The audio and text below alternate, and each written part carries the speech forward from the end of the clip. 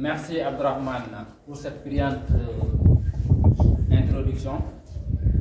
Bonsoir mesdames, messieurs de la presse, messieurs les coordonnateurs, chers patriotes, chère population du Cayor.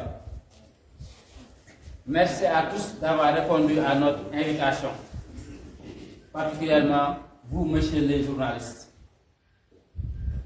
Nous avons initié cette déclaration de presse pour évoquer essentiellement 3 points. D'abord, l'objectif de l'entente des patriotes du Cayor des profondeurs. Ensuite, l'élection présidentielle du 24 mars 2024. Et enfin, les attentes et urgences de la population du Cayor des profondeurs.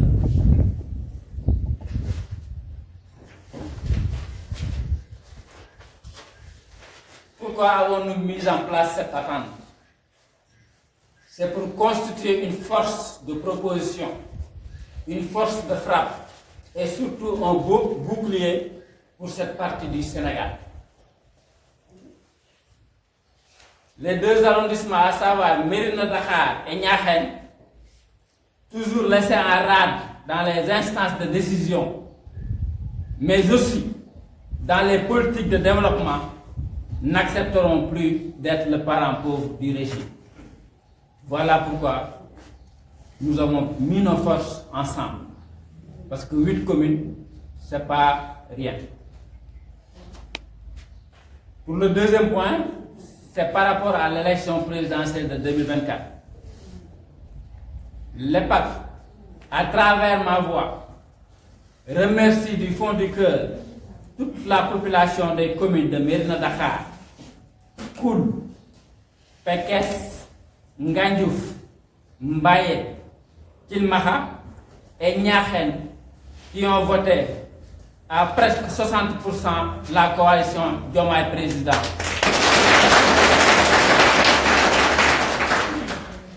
Mais nos remerciements vont surtout à l'endroit de ces différents coordonnateurs ici présents et leurs équipes qui ont abattu un travail titanesque ayant abouti à ces résultats.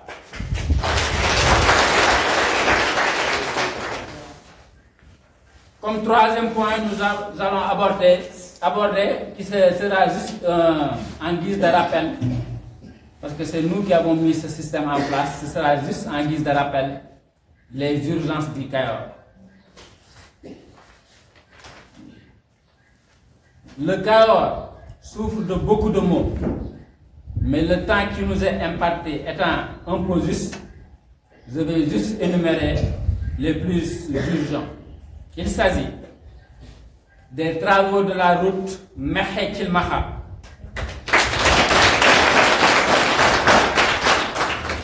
qui passe par Pekes, Mérina Dakhar et Niakhène, qui constitue une urgence vraiment très urgente. Excusez-moi de la répétition, c'est ça la réalité. Cette route-là ne peut plus attendre. Nous demandons à M. le Président Bassirou Diomaye Faye, à son Premier ministre M. Ousmane Sonko et à M. Malick Ndiaye, ministre des Infrastructures, de nous changer sans délai l'entreprise Sotracom qui d'ici 30 ans ne va pas nous faire une route. Et de signer un nouveau contrat avec une entreprise qui peut nous faire terminer cette route dans un délai raisonnable. Là, c'était vraiment le point phare de la conférence de presse, parce que les populations du Cayor ont beaucoup souffert. La zone est économiquement morte. Les gens souffrent du côté de leur santé. Vraiment, c'est le ras-le-bol total. Donc nous demandons aux autorités de vraiment nous terminer cette route, parce que 3 ans quand même pour 43 km, ça fait trop.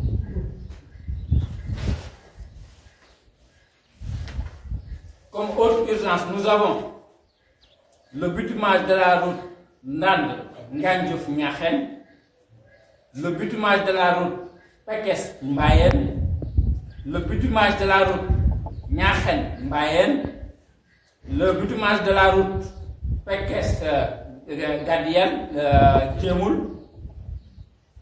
Donc ça c'était aspect infrastructure routière. Nous avons besoin aussi d'un hôpital ou au moins d'un centre de santé dans cette zone du Cayor.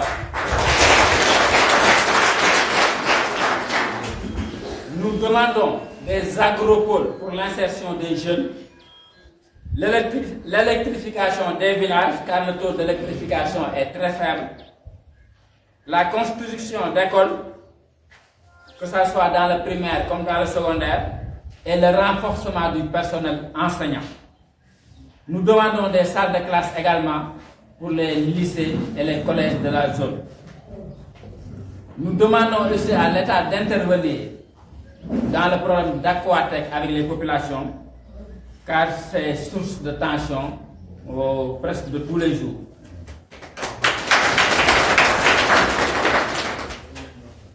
Voilà, madame, messieurs, je ne vais pas être très prolixe. Voilà les quelques mots que nous voulions aborder avec vous, les quelques points que nous voulions aborder avec vous. Nous remercions tous ceux qui ont pris part à la préparation de cette déclaration de presse, les journalistes et le coordonnateur Adam Gueye de Pekes, Pasteur Pekes, pour l'organisation et l'accueil. Je lui laisse d'ailleurs la parole pour la version Wolof de cette déclaration de presse. Je vous remercie. Assalamu alaikum, mbokki Kajoor. Man la Adama Gueye, coordonnateur Pasteur Pekes. ñu ngi leen di nuyu bu baax di leen ziar. di leen wax ne ndaje mi tey li tax ñu woote ko dañoo taxawal ak kuréel goo xam ne si mooy entente des patriotes du Cayor des profondeurs. kuréel googu nag dañoo boole seen doole mu lënkale ay arrondissement Mérina Dakhar ak arrondissement bu Niakhène bu ci nekk 4 communes te communes yooyu ñoo boole seeni doole di xàccandoo di dóorandoo di xeex ak di taxawal intérêt yi nga xam si mooy Cayor des profondeurs. point boobu mooy point bi njëkk bi ci topp dane sant waa Cayor des profondeurs di leen gërëm ci résultat yi nga xam ne si am nañ ko ci élection présidentielle yii nga xam ne ci leen jógee mën naa ne à 60% ci leen gërëm di ci sant bu baax coordonnateur yi nga xam ne si ñoo ne woon ci commune yi ak équipe yi nga xam ne ñoom lañ ko àndaloon parce que def nañ ci liggéey mucc ayib ba am résultat yooyu. ginnaaw cant ak ngërëm googu jëm ci coordonnateurs yi ak communes yi ci résultat yi ñu am ci élection yi dañuy ñëw ci ay jafe-jafe yoo xam ne si Kajoor nekk na wala am na ko loolu nag ay points d'urgence la yoo xam ne si mënatul xaar buñ ci gën a yitteel moo doon tali bi nga xam ne si moo jógee Ngaay dem ba Cilmaxa jaar Mérina Dakhar jaar Pekes jaar Niakhène tali la boo xam ne si société finance Tracom moo ko yor waaye mën naa ne ñaari at yi ñu ngi koy liggéey ba léegi mënul fexe ba sotti ay député taxaw na assemblée nationale wax ay personnalistes wax nañ ci ay nit organisé nañ ay marche wax ci France daal di xëy dara sotteegu ci. kon nag dañuy interpeller état bi nga xam ne si moo fi nekk muy le président Diomaye Faye jiitu ko ak le son premier ministre Ousmane Sonko ak le ministre des infrastructures muy El Hadji Malick Ndiaye di leen wax ne Kajoor mu ngi ci jafe-jafe jafe-jafe nag ñun ñi di leader en tant que leader politique bokk ci Pastef ñoo leen koy yeggee di leen fàttali pour ñu gaaw mën cee jël ay matuwaay parce que tali bi moo ngi lor nit ñi amatuñ wér gu yaram ndax tali bi nit ñi économie bi lompañ na dem beeg dikk bi jafe na ndax tali bi kon nag ñu ngi leen di ñaan situation d'urgence boobu ñu gaaw ñu ko régler.